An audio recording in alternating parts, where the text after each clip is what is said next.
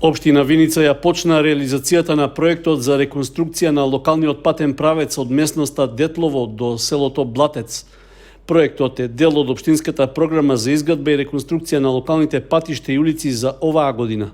За жителите од Блатец има голема важност, бидејќи представува алтернативно сообраќајно поврзување со магистралниот пат од Виница кон Берово, како и со општинскиот центар. Патот е граден пред неколку децении, а на коловозот имаше сериозни оштетувања, поради што сообраќајот се одвиваше оттежнато со намалена безбедност за возачите. Со реконструкцијата ќе се овозможи проширување на банкините, а ќе се постави и нов асфалтен слој со ширина од 3 метри. Исто така ќе се замени и оштетената сообраќајна сигнализација. Ова е проект финансиран од Светска банка. Додека износот на средствата е околу 20 милиони денари. Рокот е 4 месеци од фактички од денеска за завршување на сите градежни активности. Изведуваше Блекси Груп, ОСД и град Бопробан. Веќе за утре планираме асфалтирање на улицата Ангел Винички во Виница и крпење на најфреквентните ударни дупки во градот, додека во наредните денови се разбира доколку продолжат овие временски услови, ќе почнеме со пробивање и асфалтирање и на две улици во село Градец. За изградба и реконструкција, односно крпење на ударните дупки на улиците во градот и во населените места, општина Виница од сопствениот буџет инвестираше околу 8,5 милиони денари. По прекинот на активностите поради новогодишните празници се интензивира изградбата на кружниот тек на местото каде што се вкрстуваат булеварот Стево Теодосиевски и улиците Димитар Влахов и Страшо Ербапчев во Остришани. По изработката на нов сообраќаен проект и завршувањето на тендерската постапка, за најповолна беше избрана понудата од компанијата Ленди Груп од Скопје, со која е потпишан договор во бруто вредност од над 950.000 денари. Со градежните работи на терен веќе се отстранува дел од постојниот асфалтен слој на коловозот, како и бетонските рабници, за да се вметне кружен тек со надворешен пречник од 27 метри. Новото сообраќајно решение предвидува да се изгради коловозна лента, што ќе обезбеди непречено поминување на возила со максимална должина од 16,5 метри. Внатрешниот дел од кругот ќе се изработи од ПВЦ материјал во црна и жолта боја. Ќе биде поставена и нова вертикална и хоризонтална сигнализација. Рокот за комплетирање на работите е 7 дена, што значи во текот на идната недела треба да биде завршена изградбата на 9-тиот поред кружен тек во градското подрачје на Кочани. Потребата од вакво сообраќајно решение се појави по пробивањето на втората коловозна лента и изградбата на булеварот Стево Теодосиевски, а на местото на спојувањето со Димитар Влахов и Страшо Ербапче се појави тесно грло. Надлежните за сообраќај од општина Кочани информираа дека во периодот додека се гради новиот кружен тек ќе има привремена измена во сообраќајниот режим во овој дел на градот. По изградбата на новото решение, улицата Димитар Влахов треба да стане двонасочна, што ќе овозможи и почеток на изведбата на новиот јужен булеварски влез од правец на обиколницата кон Градовци.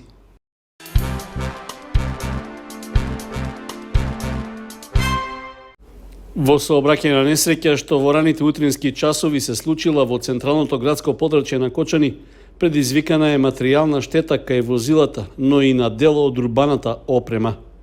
Според неофицијалните информации, околу 5 часот из утрината се судриле патничко возило Range Rover и товарно комби Мерцедес. При тоа, од силината на ударот, патничкото возило излетало од коловозот и го срушило оградниот камен ѕид на кеот од реката. Сепак, среќна околност е што се задржало на тротоарот. Освен материјалната штета, нема посериозни повреди кај лицата кои се наоѓале во возилата. Исто така, среќна околност е што во моментот кога се случила сообраќајната несреќа, немало пешаци на тротоарот. Увид на местото на настанот направила увидна екипа од полициската станица во Кочани, која треба да ги утврди околностите поради кои дошло до сообраќајната несреќа. По минатогодишното продолжување на традицијата што претходно беше прекината поради ковид пандемијата, и годинава ќе се одржи потопувањето на Светиот крст во водотеците во Кочанскиот регион. Со тоа, православните христијански верници ќе го прослават крштевањето на Исус Христос и осветувањето на водите.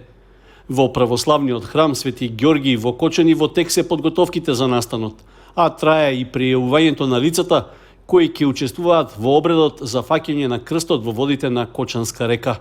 Со почеток во 8 часот ќе се отслужи света божествена литургија, по која традиционално со литија сите верни присутни на литургијата, исто и со кандидатите кои што ќе дадат учество на светиот чин на потопување на светиот крст во Кочанските води. Заедно со свечена литија ќе се упатат до кај мостот кај градскиот парк, каде што во 12 часот ќе биде потопен чесниот крст. Светиот чин на потопување ќе го направи неговото високо преосвештенство митрополитот Брегалнички Иларион во сослужение со повеќе свештеници од храмот овде во Кочани.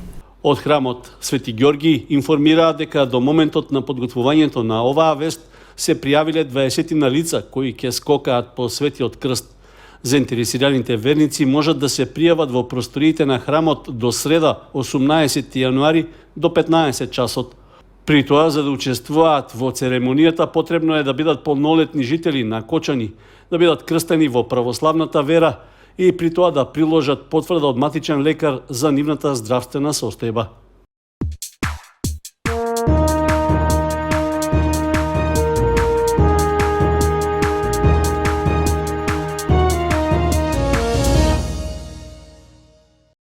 Младите фудбалерки од женскиот фудбалски клуб Кочани ги почнаа подготовките пред почетокот на пролетниот дел од првенството во првата фудбалска лига. Тренинзите се реализираат во салата на основното училиште Никола Карев. Со девојчињата работи тренерот Оливер Јовановски. Станува збор за млада екипа, чија просечна возраст изнесува 17 години.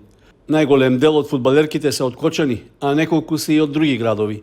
За почеток, тие ќе тренираат во своите места на живење, а во подоцнежната фаза од подготовките ќе им се придружат на своите клубски колешки во Кочани. Нивна заедничка цел е во ова првенство да го задржат прволигашкиот статус. Женскиот фудбалски клуб Кочани започнува со припремниот период за пролетниот дел од надпреварачката 2022-2023 година. Надпреварите, како и тренизите, ќе се одвиваат на две локации во спортската сала при основното училиште Никола Карев Кочани и на градскиот стадион Никола Мантов во Кочани. Планираме да тренираме секојдневно, прво на подигнување на физичката подготовност кај фудбалерките, а потоа и на уигрување на екипата. Во текот на февруари месец планираме да закажеме неколку контролни надпревари, се со цел поспремни да го дочекуваме почетокот на првенството, кој ни почнува на 25 февруари, кога за домаќин ги имаме екипата на АС Юнајтед од Струга. Амбициите на клубот, како на играчите, така и на управата, е оваа година да смогнеме сили и да обезбедиме опстанок, бидејќи оваа година првата лига е навистина добра, квалитетна и има голем број на квалитетни екипи, меѓутоа се надеваме дека успешно ќе ја завршиме и дека ЖФК Кочани и наредната година ќе биде член на прволигашкото друштво на Македонија во женски фудбал. Во првата фаза од подготовките во салата на основното училиште Никола Карев, екипата главно ќе работи на кондицијски вежби, додека од почетокот на февруари на стадионот во Кочани ќе се реализираат и тактички тренинзи. Од стручниот штаб на Кочанскиот женски прволигашки клуб најавуваат дека во план е пред почетокот на пролетната сезона тимот да се засили со неколку фудбалерки од други клубови, за што веќе се преговара.